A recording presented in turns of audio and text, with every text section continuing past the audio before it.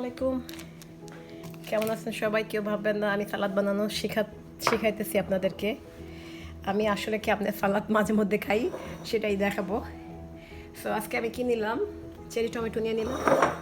আমি সব কেটে রেডি করে রাখছি। চেরি টমেটো নিলাম, একটু অনিয়ন, ক্যাপসিকাম, একটু স্যালারি দিলাম।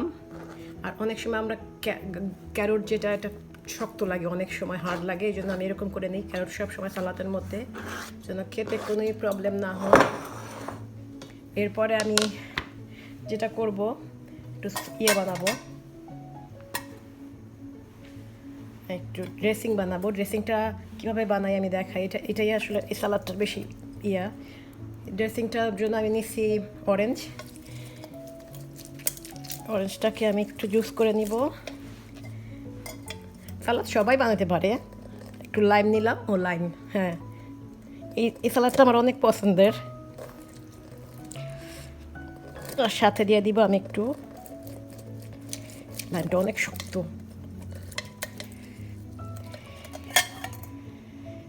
সাথে দিয়ে দিব আমি একটু অলিভ অয়েল। অনেকে বালসামিক ভিনেগার দিয়েও সালাদ পছন্দ করে, কিন্তু এই ড্রেসিংটা আপনি ফ্রিজে রাখতে পারবেন 2-3 দিন ড্রেসিংটা বানায়া। এরপর আমি দিয়ে দিব একটু পেপার। সল্ট দিব না, যেহেতু আমি ফেটা চিজ দিব সাথে। ফেটা চিজ স্লাইস করে আমি এটা দিব সাথে, এই জন্য সল্টটা আমি দিব না। আর এমনি তো সল্ট কম খাওয়াই ভালো। এরপরে দিয়ে দিব আমি একটা টমেটো। এটা হচ্ছে এদেশি হ্যালোরি টমেটো বলে, যে কালারটা এরকম হয়, মানে এদেশের মনে হয় পাহাড়ের অঞ্চলের দিকে এই টমেটোটা হয়। এটা কালারটা অনেকটা ব্ল্যাক টাইপের, এই যে এরকম ব্ল্যাক টাইপের। রাত্রেবেলার অন্ধকারে আরও দেখা যাচ্ছে না মনে হয় ঠিক মতন। সো এই টমেটোটা খেতে অনেক টেস্টি। এই টমেটোটা মিষ্টি লাগে।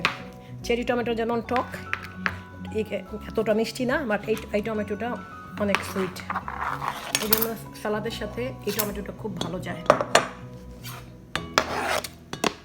এরপরে দিয়ে দিব আমি ফেটা চিজ, গ্রিক ফেটা চিজটা আমি অল্প একটু দিব, উপরে দিব, এই জন্য স্লাইস করে রেখে দিলাম। অনেকে মনে করে যে চিজ অনেক fat, but yellow cheese is fat. Yellow cheese ভালো না শরীরের জন্য, বাট হোয়াইট চিজ এটা শরীরের জন্য অনেক ভালো। বোনস এবং লটস অফ ক্যালসিয়াম থাকে চিজের মধ্যে। সো এটা আমি পরে দিব। সালাদ ড্রেসিংটা আমার কেমন হলো একটু দেখে নেই, কারণ এটাই আর একটু মনে হয় সুইট লাগবে। এর জন্য আমি কী করবো, একটু অরেঞ্জ জুস দিয়ে দিব। এই ড্রেসিংটা দিয়ে সালাদ খুব টেস্ট হয়। আবার যারা লবণ পছন্দ করেন সালাদের সাথে, অবশ্যই এটার সাথে লবণ দিয়ে নিতে পারেন। আমি একটু ব্ল্যাক পেপার, অরেঞ্জ জুস, এটা একটু বেশি করে একটুখানি করে আপনারা ফ্রিজেও রাখতে পারেন। এখন খেয়ে দেখি, পারফেক্ট আছে আমার জন্য।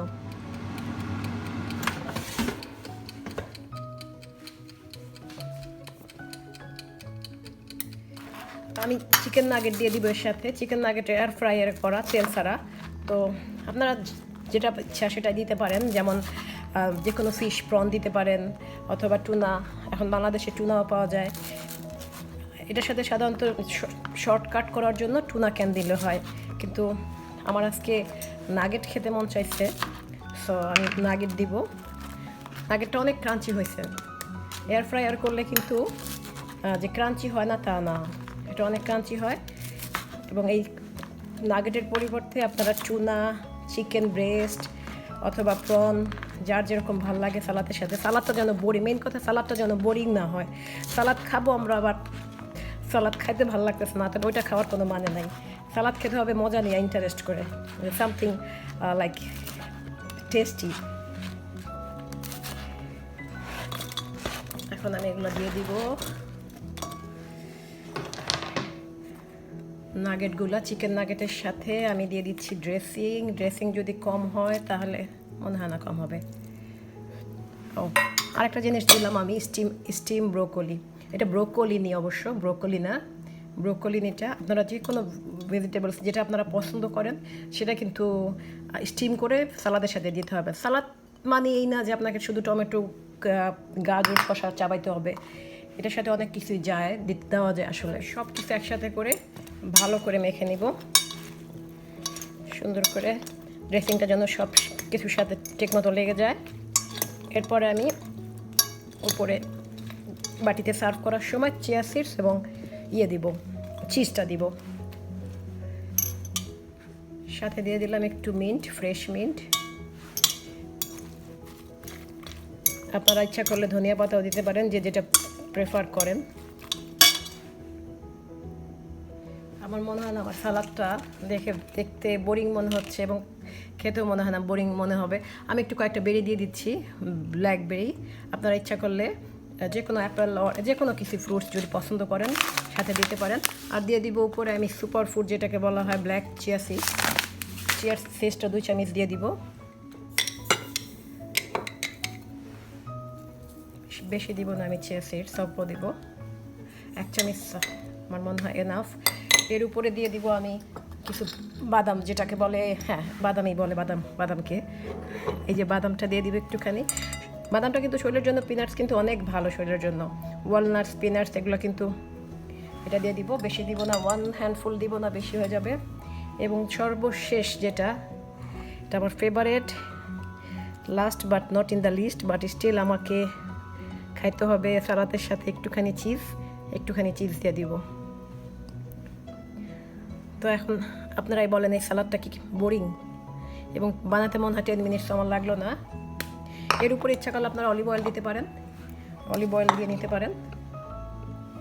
এবং দেখেন সালাদটা কি আসলেই বোরিং কিনা। সালাদ আসলে হয়েছে, আমরা অনেকেই মনে করি আমাদের যে শুধু টমেটো, শসা, লেটুস এগুলোকে খাইতে হবে, আসলে তা না। সালাদটা আসলে আপনি যেটা পছন্দ করেন হেলদি ওয়েতে ওইটাই খাওয়া। এখানে কিন্তু একটুও তেল নাই, আমি এয়ার ফ্রায়ার ইউজ করছি। এখানে আপনারা চিকেন, টুনা, প্রন যে যেটা লাইক করেন সেটা দিয়ে ড্রেসিংটা আপনার ইচ্ছা মতো করে নিয়ে নিজের মতো করে সালাদটা খাওয়া। এটা আমার রাত্রের জন্য, এই জন্য আমি আর দিলাম না, চিলি দিলাম না। আপনারা ইচ্ছা করে চিলিও দিতে পারেন। সো এই ছিল আজকে আমার সালাদের রেসিপি। আমি আসলে কাউকে শেখানোর জন্য না, আমি কীভাবে খাই সেটাই শেয়ার করলাম। তো ঠিক আছে, সবাই ভালো থাকেন, আল্লাহ হাফেজ, টেক কেয়ার অ্যান্ড বাই।